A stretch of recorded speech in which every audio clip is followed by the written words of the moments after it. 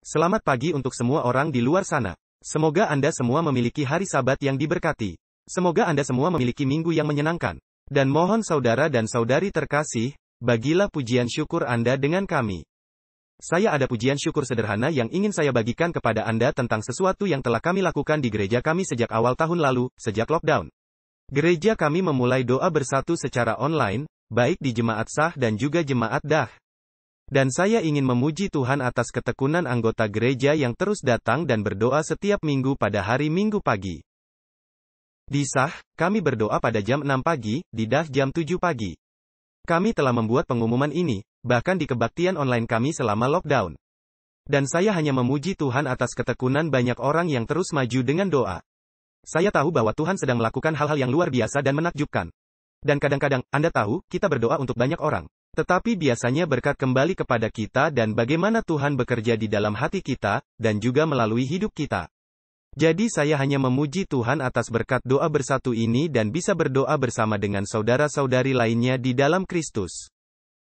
Dan terutama berdoa untuk gereja kita secara luas juga. Jadi teman-teman, apa pujian syukur Anda? Kami senang mendengar dari Anda semua. Bagilah dan ketik pujian itu di bagian komentar di bawah sana. Rindu sekali membaca semua pujian syukur itu, saya akan baca semuanya. Jadi terima kasih telah berbagi, dan kita akan masuk ke pekabaran kita untuk pagi ini. Kita melanjutkan seri kita tentang Raja-Raja. Jadi sebelum kita membuka firman-Nya untuk belajar bersama, mari kita tundukkan kepala kita untuk berdoa, tentunya. Bapa di surga, terima kasih banyak bahwa kami memiliki kesempatan ini sekali lagi untuk datang dan mempelajari firman-Mu. Tuhan, kami memohon berkat. Kami meminta Roh Kudus-Mu, agar Engkau datang dan mengilhami hati kami, agar Engkau memimpin dan membimbing kami. Dan agar Engkau berbicara kepada kami dengan firman-Mu, dan terutama dengan Roh Kudus-Mu. Ya Tuhan tolong anugerahkan kami dengan kehadiran-Mu sekarang kami berdoa, dalam nama Yesus kami berdoa dan meminta. Amin. Baiklah, kita melanjutkan pelajaran kita tentang seri Raja-Raja. Terutama Raja-Raja Yehuda, seperti yang telah Anda ketahui, seperti yang saya sebutkan beberapa kali. Tidak ada raja yang baik di Israel. Semua raja yang baik ada di Yehuda. Dan bahkan ada beberapa yang jahat di antara mereka juga. Jauh dan sedikit di antara mereka. Raja yang kita lihat hari ini adalah Raja Yotam. Dan Raja Yotam, latar belakangnya, dia adalah putra Raja Uzia yang menjadi penderita kusta. Ada Yotam lain, dan kita harus berhati-hati tentang ini. Ada Yotam lain yang ada di dalam Alkitab, tetapi dia hidup pada masa hakim-hakim, sebelum ada raja.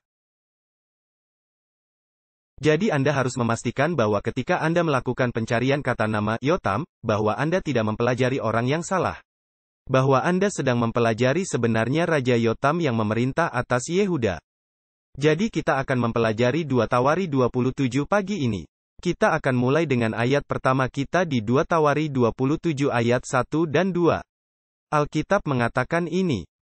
Yotam berumur 25 tahun pada waktu ia menjadi raja. Dan 16 tahun lamanya ia memerintah di Yerusalem. Nama ibunya ialah Yerusa, anak Zadok. Ia melakukan apa yang benar di mata Tuhan, tepat seperti yang dilakukan Uzia, ayahnya. Hanya ia tidak memasuki bait Tuhan.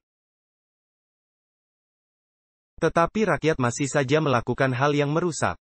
Jadi kita melihat dengan jelas di sini bahwa Yotam, dia mulai memerintah pada usia 25 tahun. Dan dia akan memerintah hanya selama 16 tahun. Kita tidak tahu mengapa pemerintahannya begitu singkat, karena 16 tahun sebenarnya bukan waktu yang lama. Alkitab tidak memberikan indikasi yang jelas tentang apa yang terjadi padanya. Apakah dia terbunuh dalam pertempuran? Apakah dia dibunuh? Apakah dia meninggal karena penyakit? Kita tidak tahu. Alkitab tidak berbicara tentang hal itu. Tetapi kita tahu bahwa dia memerintah selama 16 tahun. Dan Alkitab mengatakan bahwa ada kebaikan di dalam dirinya. Dia tidak membakar ukupan seperti yang dilakukan ayahnya di bait suci, ingat? Dan itu hanya diperuntukkan bagi para imam. Dia yang terkena kusta. Dan Anda tahu, di dalam kitab Raja-Raja, inilah yang tertulis tentang Yotam. Mari kita buka kedua Raja-Raja 15 ayat 34, Alkitab berkata. Ia berbicara tentang Yotam, melakukan apa yang benar di mata Tuhan, tepat seperti yang dilakukan Uzia, ayahnya. Jadi dia adalah raja yang baik. Uzia sebagian besar adalah raja yang baik. Tuhan sangat memberkati dia, secara finansial, dalam pasukannya, dalam segala hal. Namun sayangnya dia meninggalkan Tuhan di akhir hidupnya. Tapi Yotam, dia hanya mengambil hal-hal yang baik. Setidaknya itulah yang ditunjukkan oleh Alkitab. Dan dia memerintah selama 16 tahun. Namun, Alkitab memang mengatakan bahwa orang-orang terus berbuat dosa. Dan Anda tahu, mungkin ada dua alasan mengapa mereka terus berbuat dosa. Nomor satu, dia mungkin seorang pemimpin yang lalai, sebaik dan sesuci apapun dirinya, dia mungkin pemimpin yang lalai. Atau yang kedua, bisa jadi orang-orang sudah begitu jauh ke dalam kemurtadan sehingga sudah sampai pada titik kritis. Tidak dapat diubah lagi, bahwa mereka telah melangkah terlalu jauh, sudah terlambat. Dan kemungkinan besar itu adalah yang terakhir. Mengapa saya mengatakan itu? Baiklah, kita baca dalam 2 Raja-Raja 15 ayat 35, dikatakan. Namun demikian, bukit-bukit pengorbanan tidaklah dijauhkan. Bangsa itu masih mempersembahkan dan membakar korban di bukit-bukit itu. Jadi dosa telah mengakar ke dalam bangsa terlalu lama. Sehingga gelombang kejahatan terlalu besar baginya untuk membalikkannya bahkan sebagai seorang raja. Jadi lihat, dia mungkin pemimpin yang lalai, tapi Anda tahu apa? Alkitab tidak jelas, tidak dikatakan. Tetapi kita tahu bahwa dia adalah raja yang baik. Tapi sekarang kembali ke 2 Tawarikh, mari kita lanjutkan membaca. 2 Tawarikh 27 ayat 3-5, inilah yang kita baca tentang Yotam. Ia mendirikan pintu gerbang tinggi di rumah Tuhan dan mengadakan banyak pembangunan pada tembok Ofel. Ia mendirikan juga kota-kota di pegunungan Yehuda dan benteng-benteng serta menara-menara di hutan-hutan. Ia berperang melawan Raja Bani Amon dan mengalahkannya. Sehingga pada tahun itu juga Bani Amon membayar kepadanya 100 talenta perak, 10.000 kor gandum dan 10.000 kor jelai. Juga pada tahun kedua dan ketiga Bani Amon membawa upeti itu kepadanya.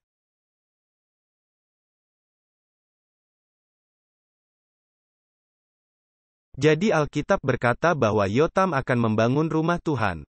Mungkin bait suci itu diabaikan, dihancurkan, dirusak. Jadi dia berfokus pada penyembahan Tuhan yang benar lagi. Dan bukan hanya itu, Alkitab mengatakan bahwa dia akan membangun tembok Ofel. OFEL tempat apa ini? Ofel. Anda lihat, Ofel adalah sebuah punggung bukit di perbukitan di luar Yerusalem, di mana itu akan membantu untuk membentengi dan mempertahankan kota. Jadi dia fokus pada penyembahan kepada Tuhan, dia akan meminta perlindungan dan berkat dari Tuhan.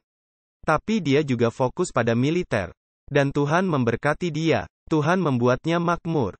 Jadi dia membangun tembok di luar Yerusalem untuk membentengi kota itu.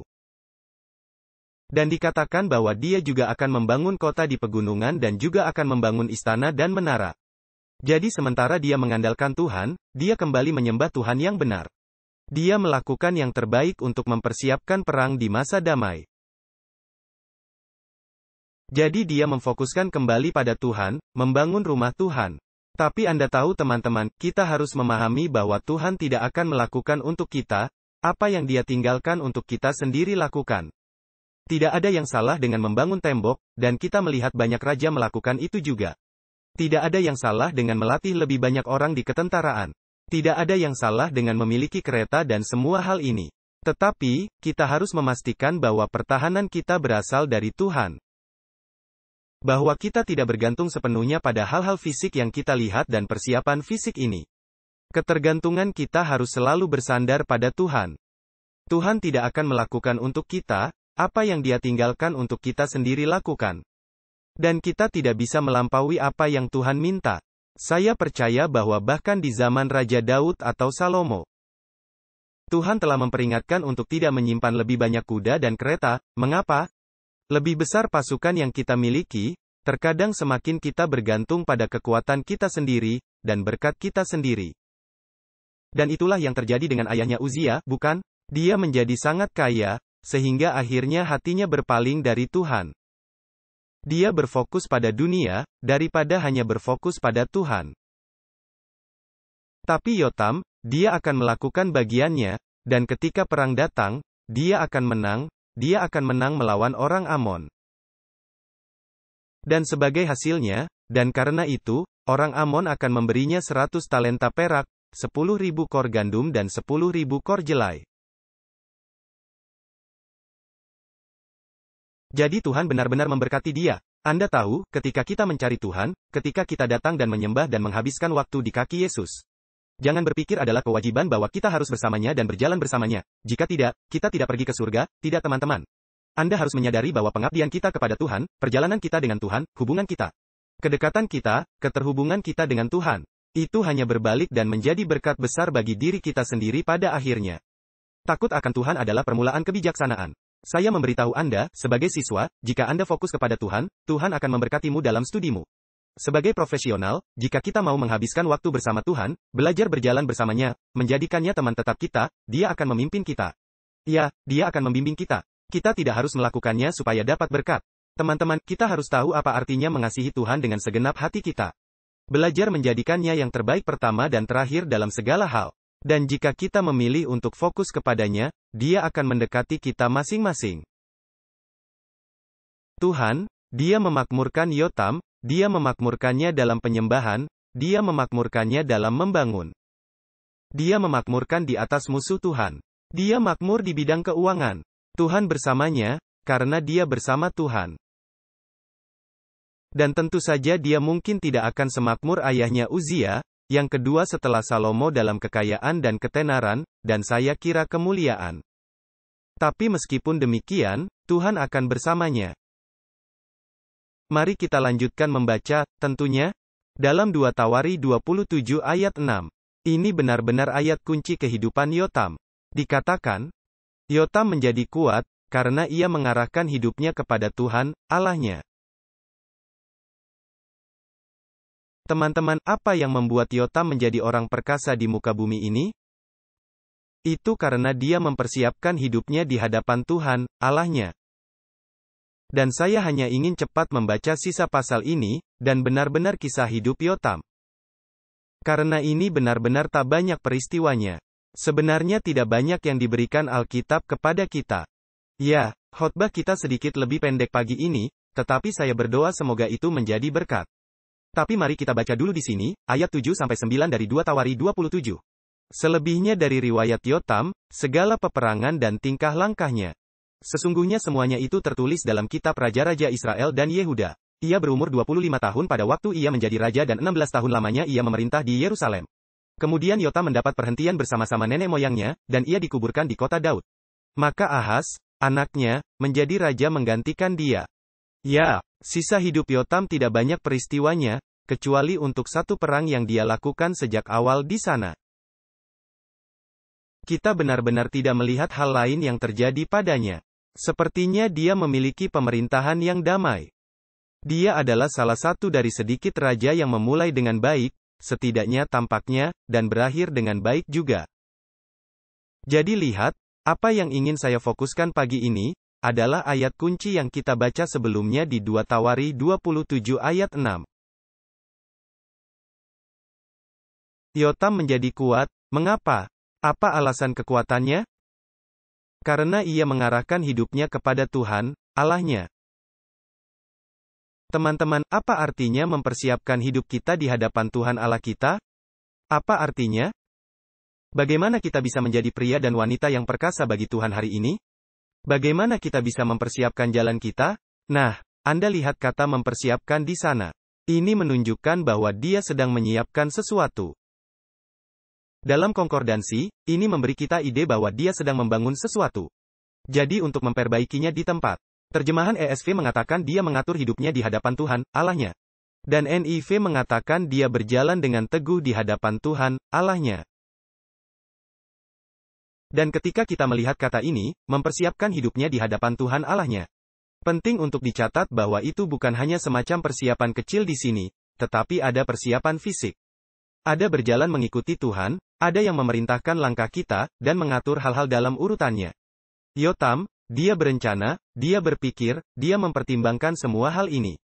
Dan dia tahu ini akan membawanya tidak hanya kepada Tuhan, tetapi juga kemakmuran bangsa. Jadi lihat, ada dua dinamika yang disarankan oleh kata mempersiapkan. Baik. Pertama, ini memberikan kita pemikiran tentang persiapan pribadi, tindakan seseorang yang disengaja. Ini dipikirkan dan diatur sebelumnya, itulah persiapan, bukan? Anda berpikir ke depan, Anda berpikir secara menyeluruh. Anda berpikir terlebih dahulu, pikiran yang disengaja. Jadi lihat teman-teman, perjalanan hidup Yotam, itu bukan kebetulan. Apakah Anda melihat itu? Mungkin dia melihat ayahnya, dan apa yang terjadi padanya, dan bagaimana dia menjadi penderita kusta. Dan dia tidak bisa menyentuh ayahnya atau berada di dekat ayahnya selama sisa hidupnya, bukan? Jadi dia mulai bersiap. Dia mulai berdoa. Dia mulai berpikir bagaimana dia akan memerintah sebagai raja berikutnya. Dia memastikan dia tidak akan pergi ke bait suci Tuhan seperti yang dilakukan ayahnya. Untuk memastikan bahwa keputusannya jelas dan tepat, dan sesuai kehendak Tuhan.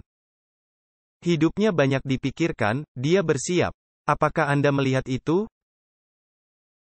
Dan Anda tahu teman-teman, saya pikir kita dapat melihat kembali keluarga kita sendiri dan bahkan melihat pada orang tua kita hal-hal yang kita sukai. Dan juga hal-hal yang tidak begitu kita sukai, yang ingin kita ubah dalam hidup kita sendiri. Dan Anda tahu, ada saat-saat di mana kesalahan terjadi berulang-ulang. Kita dilahirkan dengan kecenderungan bawaan yang sama untuk berbuat dosa. Tapi Anda tahu teman-teman, kita bisa mengatasinya. Dosa dapat diatasi. Kita tidak harus terus mengulangi kesalahan yang sama dari orang tua kita sepanjang waktu. Tetapi jika kita ingin berubah, jika kita ingin tumbuh melampaui perjuangan orang tua kita, itu akan membutuhkan persiapan. Ini akan membutuhkan pemikiran ke depan yang disengaja, pemikiran terlebih dahulu, pengaturan hal-hal terlebih dahulu. Teman-teman, itu membutuhkan persiapan mental, persiapan spiritual, dan bahkan persiapan fisik. Teman-teman, untuk melakukan hal seperti ini, butuh usaha. Ini akan membutuhkan usaha, ya, kita harus duduk di sana, dan bermeditasi, dan berpikir dan berdoa, dan meminta hikmat dari Tuhan. Dan kemudian memastikan bahwa rencana kita selaras dengan rencana Tuhan. Jadi hal pertama yang kita lihat di sini tentang bagaimana Yotam mempersiapkan hidupnya di hadapan Tuhan. Persiapan pribadi dari tindakan seseorang, itu dipikirkan dan diatur dengan sengaja sebelumnya. Tetapi kedua, ini menunjukkan bahwa ada keyakinan yang mendorong tindakan tersebut. Yang telah mapan dan kemudian tertanam secara permanen di dalam hatinya. Sesuatu yang tidak bisa digoyahkan. Sesuatu yang meskipun keadaan berubah, dia sendiri tidak akan tidak setia. Anda melihatnya? Jadi ketika berbicara mengenai persiapan, itu sampai pada titik ini di mana kita memperbaiki pikiran atau ide atau keinginan di dalam hati kita. Ya, dia seharusnya pergi sedikit lebih jauh, dia bisa melakukan sedikit lebih banyak untuk Tuhan. Tetapi dia tetap setia, itulah yang Alkitab katakan. Tapi ya, dia bisa berbuat lebih banyak dalam menyingkirkan bukit-bukit pengorbanan dari Yehuda, bukan? Di mana orang-orang masih membakar dan mempersembahkan korban kepada dewa-dewa palsu. Tapi dia melakukan apa yang dia bisa. Setidaknya itulah yang tampaknya ditunjukkan oleh Alkitab. Kita harus memastikan bahwa kita tetap pada tujuan kita. Kita harus memastikan bahwa kita sengaja tentang apa yang kita lakukan. Dan keputusan yang kita buat adalah tegas dan diputuskan. Dan kita juga melihat contoh seperti ini, di dalam Alkitab juga. Daniel pasal 1 ayat 8, perikop yang terkenal bukan? Daniel berketetapan untuk tidak menajiskan dirinya dengan santapan raja dan dengan anggur yang biasa diminum raja. Dimintanyalah kepada pemimpin pegawai istana itu, supaya ia tak usah menajiskan dirinya. Jadi Daniel, dia bermaksud dalam hatinya, dia membuat keputusan sebelum dia datang ke acara itu sendiri. Dia membuat komitmen yang teguh kepada Tuhan. Anda lihat, kita harus memiliki tujuan semacam ini. Kita harus memiliki persiapan semacam ini bahkan sebelum kita maju untuk setiap hari. Teman-teman, kesetiaan tidak datang secara tiba-tiba. Apalagi jika semua yang kita ketahui sebelumnya adalah kemalasan atau ketidaksetiaan. Atau Anda tahu, semua hal itu yang menyebabkan kita tidak menjadi pria atau wanita yang Tuhan inginkan. Jika kita menginginkan perubahan, kita harus mempersiapkan. Mempersiapkan pikiran, hati, pikiran, dan bahkan tindakan kita. Siapkan jadwal, pastikan kita mengikuti dan berjalan sesuai dengan kehendak dan jalan Tuhan. Kita melihat contoh lain dari seseorang. Dalam kehidupan Yusuf. Lihat apa yang dikatakan pena inspirasi tentang Yusuf. Para nabi dan bapa, dan kita akan membaca dua paragraf di sini, halaman 213, paragraf 3 sampai halaman 214, paragraf 1. Kemudian pikirannya, Yusuf, tertuju kepada Allah yang disembah bapaknya. Pada masa kanak-kanaknya ia telah diajar untuk takut dan takut kepadanya. Sering pada waktu di kemah bapaknya ia mendengarkan cerita tentang khayal yang dilihat oleh Yakub. Pada waktu melarikan diri dari rumahnya sebagai seorang buangan. Kepadanya telah diceritakan tentang janji Tuhan kepada Yakub. Dan bagaimana semuanya itu telah digenapkan, bagaimana, di dalam saat-saat kesulitan. Malaikat-malaikat Allah telah datang untuk memberikan petunjuk, menghibur dan melindunginya. Dan ia telah mempelajari tentang kasih Allah dalam menyediakan penebus bagi manusia. Sekarang segala pelajaran-pelajaran yang indah ini dengan jelas memenuhi pikirannya. Yusuf merasa bahwa Allah leluhurnya itu akan menjadi Allahnya. Pada saat itu di sana ia telah menyerahkan dirinya dengan sepenuhnya kepada Tuhan. Dan ia berdoa agar penjaga Israel itu akan menyertai dia di tempat buangannya itu. Jiwanya disegarkan oleh satu tekad, Anda lihat itu, satu keputusan untuk membuktikan diri benar kepada Allah. Dalam keadaan apapun akan bertindak sebagai hamba Raja Surga. Ia mau melayani Tuhan dengan hati yang tidak terbagi-bagi. Ia mau menghadapi ujian hidupnya dengan tabah dan melaksanakan setiap tugasnya dengan jujur. Pengalaman satu hari telah menjadi titik balik kehidupan Yusuf. Malapetaka yang hebat telah mengubah hidupnya dari seorang anak yang manja menjadi seorang dewasa yang matang. Dan berpikir, berani dan juga dapat menguasai diri. Anda tahu, ketika Yusuf dijual sebagai budak oleh saudara-saudaranya ke Mesir, dia menangis sebentar. Tetapi setelah itu dia membuat keputusan yang tegas. Dia mempersiapkan bahkan ketika duduk di sana, di sel kecil. Atau dengan tangan terikat dan harus berjalan di belakang kereta unta atau apapun itu. Dia memutuskan bahwa dia akan setia apapun yang terjadi. Teman-teman, kita harus membuat keputusan sebelum kita bertindak. Kita harus melakukan persiapan. Kita harus mempersiapkan hidup kita seperti yang dilakukan Yotam di hadapan Tuhan. Jika tidak teman-teman, lebih sering daripada tidak, kita akan gagal. Tapi inilah masalahnya teman-teman, apa yang sebenarnya dia persiapkan? Apa yang sebenarnya Yotam persiapkan? Dikatakan dia mempersiapkan hidupnya. Dan kata hidupnya, berarti, perjalanan hidup atau mode aksi, percakapan, perjalanan, baik. Jadi dia tidak hanya berkata, oh, aku akan melakukannya, tapi dia sebenarnya memetakan jalan hidupnya. Apa yang akan dia lakukan? Apa yang akan dia katakan? Bagaimana dia akan melakukannya? Banyak sekali persiapan yang dilakukan. Anda melihat itu, dan jadi bukan hanya, saya hanya membuat keputusan dan hanya itu. Tidak, itu lebih dari itu. Anda tahu, saya ingin melihat raja yang berbeda dengan cepat. Raja Yosafat, dia adalah raja yang baik. Dan dikatakan di sini dalam 2 Tawaris 19 ayat 3, lihat ini. Namun masih terdapat hal-hal yang baik padamu, karena engkau menghapuskan tiang-tiang berhala dari negeri ini dan mencari Allah dengan tekun. Raja Yosafat mempersiapkan hatinya untuk mencari Tuhan. Tapi di sini masalah itu dibawa keluar dari ranah hati, Anda lihat? Dan bukan hanya hati saja, pikiran kita dan gagasan kita, tetapi dibawa ke dalam tindakan, dibawa ke dalam hidup kita. Anda tahu, lingkungan fisik, dan Yotam, dia mempersiapkan hidupnya. Ya, kita memang perlu persiapan mental, tapi kita tidak berhenti di situ saja. Adalah satu hal untuk mempersiapkan hati kita, tapi cukup lain untuk mempersiapkan hidup kita juga. Dibutuhkan perencanaan yang matang. Sudah mempersiapkan hati kita membutuhkan perencanaan yang matang, tetapi untuk menerapkan hal-hal ini, dibutuhkan banyak pemikiran mental ke depan tentang tindakan setiap hari. Anda tahu teman-teman, penting untuk merencanakan hari Anda. Tentu saja ada beberapa yang hanya pergi ke kantor dan Anda memiliki pekerjaan yang sudah ada di depan Anda, bukan? Tapi bagaimana dengan waktu sebelum itu? Bagaimana dengan waktu sebelum Anda pergi ke sekolah, atau sebelum Anda pergi ke kantor? Apakah Anda menyiapkan makananmu? Apakah Anda merencanakan waktu Anda bangun? Apakah Anda berencana untuk memberi diri Anda cukup waktu untuk menghabiskan waktu bersama Tuhan? Apakah Anda kemudian benar-benar merencanakan waktu Anda harus pergi tidur? Apakah Anda mempersiapkan jadwal Anda, merencanakan jadwal Anda? Semua hal ini penting. Anda membutuhkan rencana, waktu Anda berolahraga juga.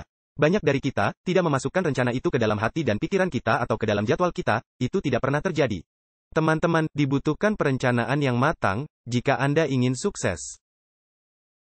Lebih dari sekedar melakukan minimal apa yang harus Anda lakukan di tempat kerja, atau di sekolah.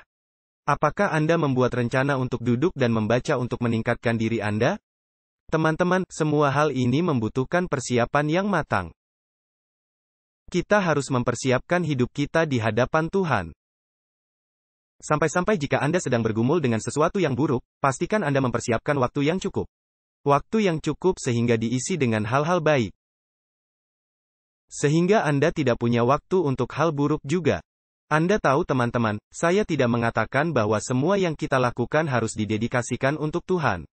Ya, kita harus setia dalam semua yang kita katakan dan lakukan, tetapi kita harus tetap merencanakan.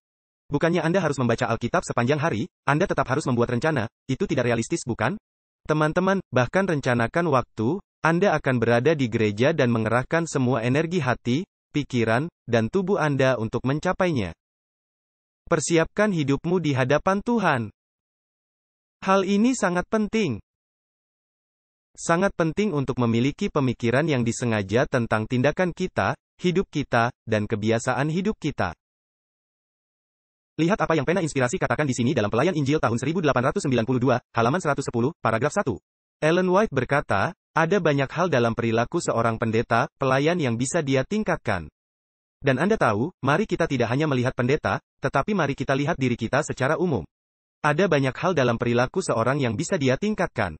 Banyak yang melihat dan merasakan kekurangan mereka, namun mereka tampaknya mengabaikan pengaruh yang mereka berikan.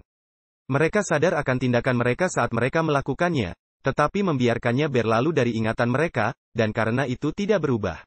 Anda melihat itu, jadi lihat, jika Anda menjalani kehidupan publik dan orang melihatnya. Banyak orang melihat perbaikan dalam hidup Anda yang perlu dilakukan. Tetapi pertanyaannya adalah, apakah Anda melihat perbaikan yang perlu dilakukan dalam hidup Anda? Saya selalu mengatakan ini, Anda tahu, selalu lebih menghinakan dan merendahkan dan memalukan. Ketika orang lain harus memberitahu Anda apa yang perlu Anda lakukan untuk tumbuh, daripada Anda bisa merenungkannya. Lihat ini yang Ellen White katakan, jika kita ingin menghindari rasa malu semacam itu. Jika pendeta mau menjadikan tindakan setiap hari sebagai bahan pemikiran yang cermat dan tinjauan yang disengaja, Anda lihat itu?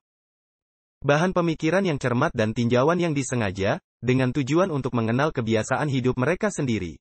Mereka akan lebih mengenal diri mereka sendiri.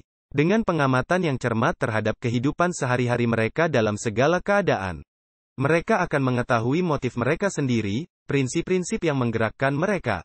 Tinjauan harian tindakan kita, untuk melihat apakah hati nurani menyetujui atau mengutuk. Adalah diperlukan, adalah penting, sangat diperlukan bagi semua orang. Anda lihat, ini bukan pendeta saja, bagi semua orang yang ingin mencapai kesempurnaan karakter Kristen. Jadi kita tidak hanya harus merencanakan hidup kita untuk hari atau minggu dan mengatur jadwal kita. Tapi teman-teman kita perlu meninjau tindakan hari lalu. Apakah hati nurani mengutuk atau menyetujui? Ini akan membantu kita untuk menyesuaikan diri sehingga kita akan tahu bagaimana merencanakan untuk hari berikutnya. Teman-teman, harus ada pemikiran yang disengaja tentang hidup Anda. Jika Anda tidak melakukan pemikiran untuk diri sendiri, orang akan melakukan pemikiran untuk Anda. Artinya jika Anda tidak memikirkan apa yang Anda katakan atau apa yang Anda lakukan, orang akan menegurnya.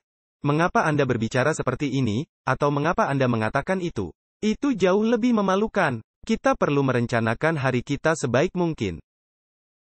Tapi teman-teman, di penghujung hari, kita perlu meninjau dan melihat bagaimana kita bisa berkembang. Tapi Yotam, dia tidak hanya merencanakan hidupnya seperti yang dia inginkan. Anda lihat, kembali ke ayat kunci, dikatakan apa? Yotam menjadi kuat, karena ia mengarahkan hidupnya kepada Tuhan, Allahnya. Dia merencanakannya di hadapan Tuhan Allahnya. Semua rencananya, Tuhan ada di dalamnya. Dia berdoa tentang hal itu. Dia menyerahkannya kepada Tuhan. Dia bertanya kepada Tuhan, jika itu tidak sesuai dengan keinginanmu, maka ubahlah. Oh teman-teman, seberapa sakit hati yang akan kita selamatkan jika kita melakukan itu? Tuhan, jika wanita ini bukan wanita yang engkau ingini untuk aku kencani, katakan padaku, dan dia akan mengatakannya, dia akan. Jika Anda bersedia mencari nasihat, jika Anda benar-benar bersedia melakukan kehendaknya. Anda lihat, Yotam, dia mencari Tuhan untuk konfirmasi rencananya. Dia memastikan bahwa rencananya selaras dengan apa yang Tuhan nyatakan dalam firman-Nya dan sesuai dengan kehendaknya. Teman-teman, apakah semua rencanamu sesuai dengan rencana Tuhan? Sudahkah Anda dengan sengaja mencari Tuhan dan mengutamakan Dia dalam semua rencana? dalam studi Anda, dalam pekerjaan Anda, dalam bisnis Anda, di rumah Anda, dalam waktu luang dan hiburan Anda, dalam musik yang Anda dengarkan, dalam makanan yang Anda makan, teman-teman yang Anda pilih untuk berteman. Adakah Tuhan dalam semua hal ini? Dapatkah Anda dengan jujur mengatakan bahwa Anda telah meletakkan di hadapan Tuhan semua rencana Anda, semua keinginan Anda, semua harapan Anda, semua ambisi Anda, semuanya? Apakah Anda melakukannya sesuai dengan jalannya? Satu hal terakhir dari ayat kunci ini. Yotam menjadi kuat, karena ia mengarahkan hidupnya kepada Tuhan, Allahnya. Yotam adalah orang yang mempersiapkan hidupnya. Dia tidak bergantung pada orang lain untuk melakukan untuknya. Dia mengambil tanggung jawab pribadi atas kehidupan pribadinya, kehidupan rohaninya, kepemimpinannya sebagai raja. Dan sebaik-baiknya raja seperti dirinya, Yehuda telah sampai pada titik di mana penghakiman Allah akan segera dijatuhkan atas negeri itu. Kerajaan utara akan menyerang mereka. Orang Aram akan datang juga dan berkali-kali, bangsa Aram akan mengancam untuk masuk dan menaklukkan dan meluap ke negeri itu. Rahmat Tuhan hampir habis. Sayangnya sudah terlambat untuk menyelamatkan kerajaan. Tapi teman-teman, jangan biarkan gelombang kemurtadan dari luar. Bahkan terkadang pengaruh di dalam gereja, mempengaruhi cara kita hidup untuk Tuhan. Kita harus mengambil tanggung jawab pribadi. Dan hari ini teman-teman, itu dimulai dengan sengaja merencanakan hidup kita. Dengan sengaja menempatkan Tuhan di tengah-tengah semua rencana kita, dari semua aktivitas kita, dari segalanya. Kita harus memastikan bahwa kita mempersiapkan hidup kita di hadapan Tuhan. Dan teman-teman, jika minggu terakhir ini tidak menemukan Tuhan dalam rencana Anda telah sampai pada ujung tongkat yang pendek dan Anda menyadari bahwa, oh, Tuhan tidak ada di sana. Aku seharusnya tidak melakukan ini. Dan mungkin Anda menderita konsekuensi dari beberapa keputusan Anda. Fakta bahwa Anda berada di sini pagi ini, fakta bahwa Anda mendengarkan khotbah, itu memberitahu saya bahwa belum terlambat untuk berubah. Bahwa Anda masih dapat menempatkan Tuhan di tengah-tengah rencana Anda. Dan meskipun terkadang mungkin sudah terlambat untuk mengubah beberapa konsekuensi, sebaik-baiknya Raja Yotam, sudah terlambat untuk mengubah Yehuda ke jalan yang benar. Tapi teman-teman, kita harus bertanggung jawab atas hidup kita sendiri. Kita akan memastikan bahwa kita berjalan dengan Tuhan, bahwa kita setia kepadanya. Bahwa kita tidak melakukan dengan cara kita sendiri, dan pikiran kita sendiri. Kita harus kembali dan memberitahu Tuhan bahwa kami menyesal. Dan kemudian, Anda harus mulai merencanakan sebelumnya hidup Anda untuk minggu ini ke depan. Segera setelah Anda selesai, kita akan mulai berpikir tentang hal-hal yang perlu kita ubah, hal-hal yang perlu kita terapkan. Bagaimana kita akan bangun cukup pagi untuk menghabiskan waktu bersama Tuhan? Bagaimana kita akan dapat menghabiskan beberapa waktu selama hari dan di malam hari dengan Tuhan juga? Kita harus mulai mempersiapkan agenda dan jadwal pribadi kita. Kita harus mulai mempersiapkan rumah kita. Kita harus mulai mempersiapkan keuangan kita. Kita harus mulai mempersiapkan studi dan pekerjaan kita agar kita dapat menjadi berkat bagi semua orang di sekitar kita. Bagaimana kita bisa setia kepada Tuhan bahkan di tengah segala aktivitas kita? Teman-teman, kita harus merencanakan untuk melakukan yang terbaik yang kita bisa di minggu yang baru ini, dengan Tuhan di sisi kita. Jadi teman-teman, jangan hanya berdoa dan meminta Tuhan untuk mengambil kendali penuh dan kemudian kita tidak melakukan apa-apa. Mari kita memintanya untuk datang, dan memberi kita kebijaksanaan untuk mengetahui bagaimana merencanakannya di minggu mendatang ini. Bagaimana kita bisa mengetahui untuk hidup baginya di minggu yang baru ini? Teman-teman, apakah itu keinginan Anda? Saya hanya ingin mengajak Anda untuk berdoa bersama saya sekarang. Mari berdoa. Bapa di surga, Tuhan maafkan kami. Karena seringkali kami tidak menempatkan Engkau di tengah-tengah rencana kami. Kami tidak menempatkan-Mu di tengah-tengah kehidupan kami. Kami telah menjalani hidup tanpa-Mu. Ya Tuhan, tolong bantu kami di minggu yang baru ini. Agar kami akan menempatkan Engkau yang pertama dan terakhir dan yang terbaik. Sehingga kami akan menempatkan-Mu di tengah-tengah semua yang kami katakan dan lakukan. Sehingga kami akan belajar untuk datang dan tunduk dahulu kepadamu. Ya Tuhan, tolong bersama saudara-saudariku di sini. Tuhan, kami melihat waktunya semakin dekat, kami melihat peristiwa yang sedang berlangsung.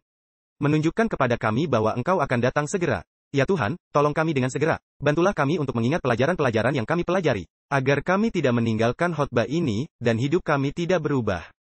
Tetapi Tuhan, bahkan mungkin sebagian dari kami sekarang sedang berdoa, kami menyadari bahwa ada sesuatu yang perlu diubah. Tolong bantu kami untuk itu ya Tuhan. Jadi bimbing kami, penuhi kami dengan Roh Kudus-Mu. Dan bantu kami untuk mengetahui bagaimana hidup bagi-Mu di minggu yang akan datang ini. Jadi ya Tuhan, kami menyerahkan semua ini kepadamu. Tolong terus bimbing kami, beri kami Roh-Mu, beri kami kebijaksanaan. Dan pimpin kami terus-menerus. Kami berdoa dalam nama Yesus. Amin. Teman-teman, terima kasih telah meluangkan waktu bersama kami pagi ini. Tuhan memberkati Anda masing-masing. Dan mari hari ini, tidak peduli hari apa Anda mendengarkan khotbah. Mari mulai merencanakan untuk menempatkan Tuhan di tengah-tengah kehidupan kita.